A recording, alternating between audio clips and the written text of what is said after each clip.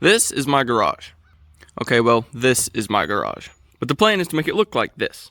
Or, well, sort of. Let's go on inside and I'll explain. But first, I would like to welcome you to Brown Customs. My name is Truett, and we're going to do a lot of cool shit here together. The plan is to take this pretty bare garage that I've been filling with shit recently and turn it into a fully insulated shop where I can continue to build my race car. And the race car in question is, no, not the Jetta, but the truck sitting next to it. This is my LS swapped Nissan 720. And while it doesn't look like much right now, trust me, I have done a shit ton of work to this truck. But I also have a shit ton of work I still need to do. If you want to know everything I've done to this thing, let me know. I'll make a video going over everything. But today's focus is the shop. 0.5 might make it look a little bit bigger than it is, but I don't have a bunch of room in here. It is about 22 feet wide and 24 from the back to the door. So it's not tiny, but it is definitely not a massive shop by any means. However, I should have plenty of space in here to do what I want to do. All right, so let's talk about the plan. Over here, I have about 50 2x3s and 25 2x4s. And over here, I have 5 bags of R13 insulation, about 580 square foot. No, I have not been storing it outside, I just moved it. So the idea is to take the 2x3s, I'll use them for example,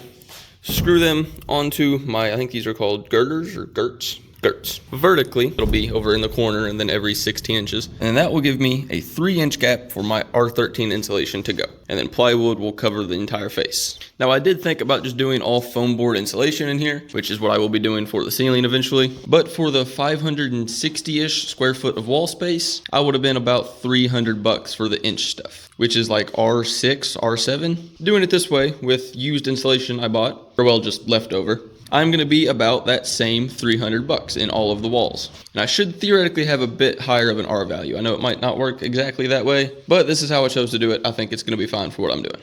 Now you may be wondering what the fuck this is. And if we go back to my 3D model, it might make a little bit more sense. I'm going to be putting a loft up here with a bed, my desk and PCs for making these videos, and my racing simulator because, well, racing simulator. And this is just a test I threw up real quick to see how much space I will have. I will admit I'm not a very tall person. I'm about 5'9", 5'10" on a good day. And from slab to the bottom of this board here is about 5'11". So for me, is plenty enough head clearance. For some of my friends, they're probably not gonna be happy. Is this a little bit excessive? Probably, but I think it's gonna be really dope in the end. However, this is definitely farther down the road. I'm definitely more worried about getting all of my, I guess, studs up and then insulating it. Because recently, it's been very fucking cold out here, and I haven't really been able to do anything. But today is actually a really nice day. It's probably 70 outside, and it's pretty fucking hot in here. So insulation is a must. Now, real quick, before we get to work, I want to talk about all of my stuff, which is my favorite subject. You see, in the past couple months, I've been pretty much starting from scratch, accumulating all of my new stuff. Except for this, where we'll start. This is my 1940s Logan 200 metal lathe. This thing is my baby. I've had this for probably 4, 5, 6 months now. Got a hell of a deal on it.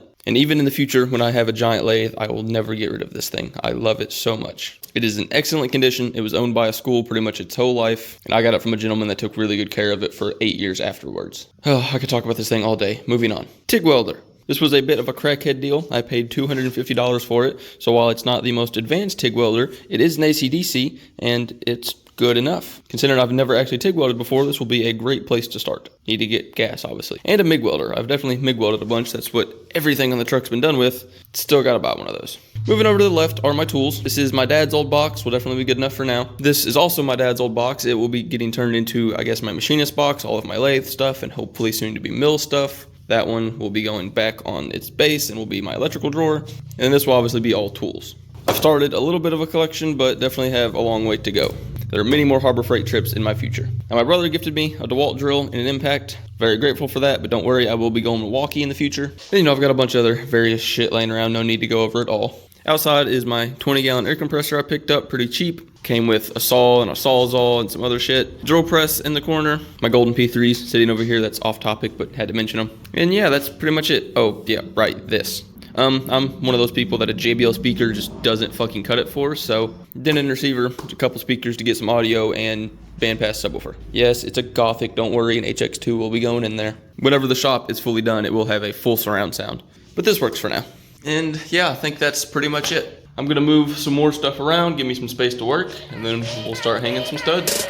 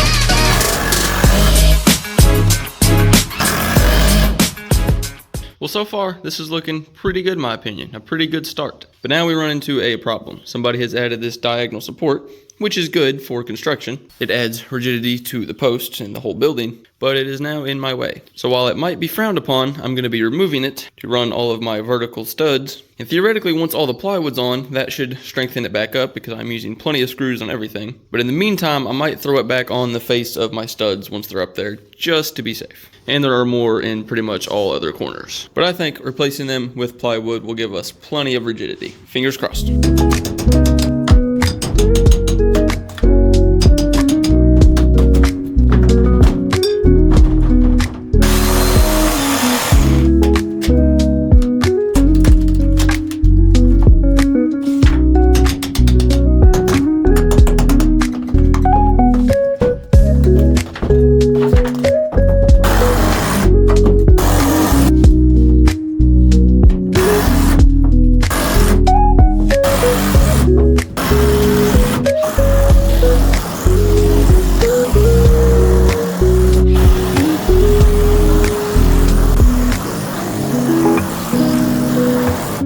Well, that is one wall down, and it looks pretty fucking good to me. I probably will go back through and add screws both there and right there, but the old DeWalt impact is a little tired, so I'm gonna let it rest. I think it's time to go ahead and move some of this shit around and start on that wall. I'm gonna be doing this wall last because of the loft. It kind of changes some shit, but I'll just kind of figure it out when I get there.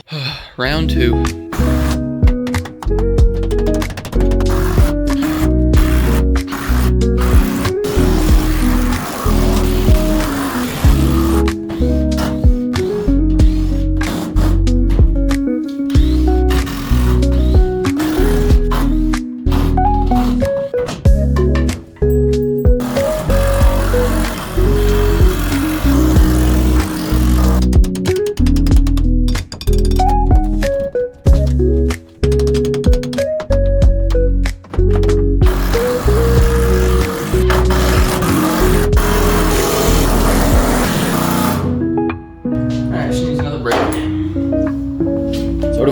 Well, I went ahead and finished securing these off camera because it really wasn't very entertaining, as you probably know from the rest of this video. But that means that both of the side walls are now completely done.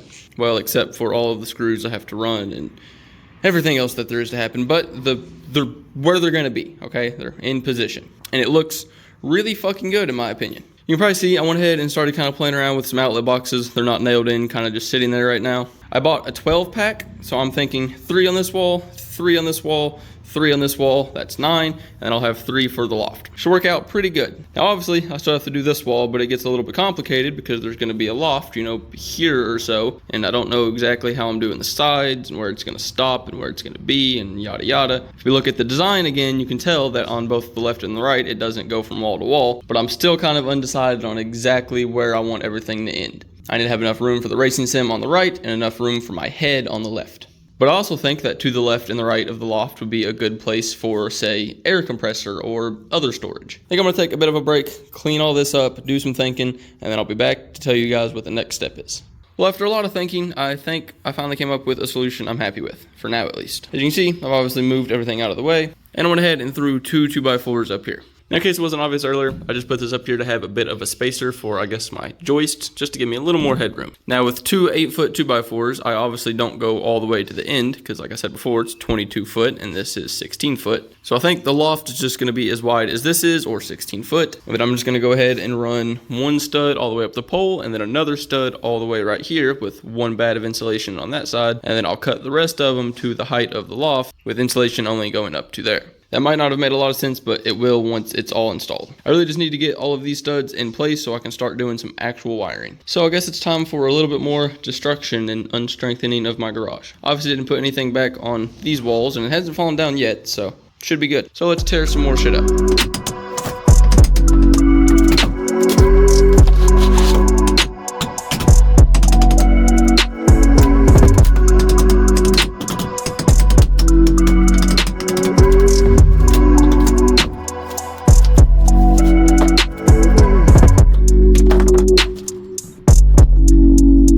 Okay, well, change of plans. Whenever I put my stud up here, where it's gonna go, and we look up at the top, there's nowhere for it to attach to up there. Over here is just a truss, and there's like maybe a 1/16 of an inch of contact up there, so That's not gonna work.